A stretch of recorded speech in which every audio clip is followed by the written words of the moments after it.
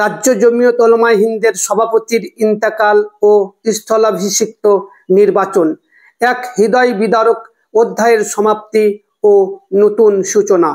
গত 25শে জুলাই 2025 শুক্রবার পশ্চিমবঙ্গ রাজ্য জমিয়ত উলামায়ে হিন্দের দীর্ঘদিনের সভাপতি বিশিষ্ট আলেমে দ্বীন মুফতি দবির হোসেন সাহেব ইন্তেকাল করেন। জানা যায় ওই দিন সকাল 6টা 10 মিনিটে শেষ নিঃশ্বাস ত্যাগ করেন এই পরেজগার ও নীতিবান আলেম। ইন্না লিল্লাহি ওয়া ইন্না ইলাইহি রাজিউন।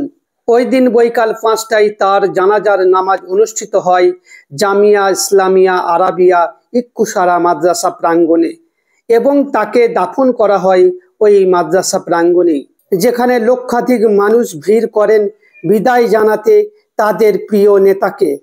জানাজার ভিড় সাক্ষ্য দেয় তার প্রতি মানুষের অগাধ ভালোবাসা ও শ্রদ্ধার।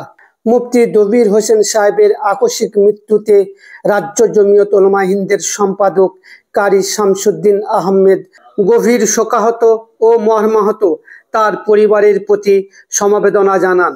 মুফতি সাহেব 2013 সাল থেকে একটানা পশ্চিমবঙ্গ রাজ্য জমিয়ত উলামায়ে হিন্দের সভাপতির দায়িত্ব নিষ্ঠার সাথে পালন করেছেন।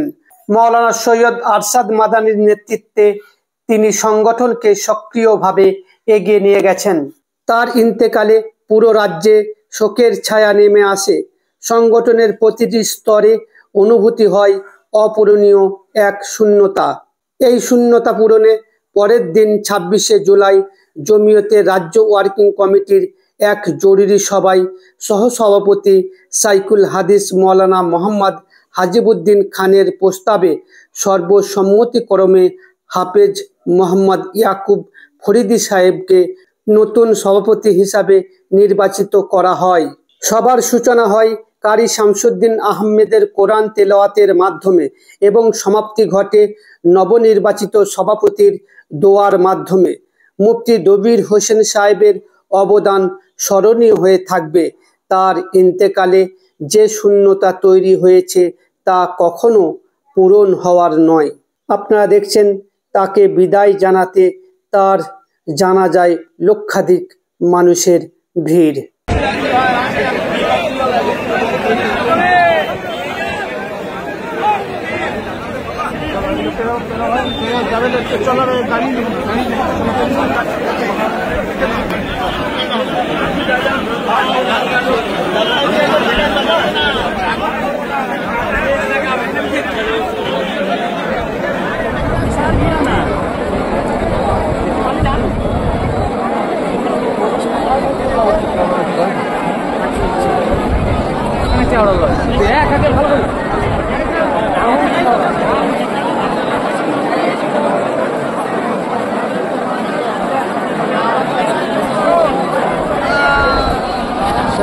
সাহেবের মতো জানাগত লোক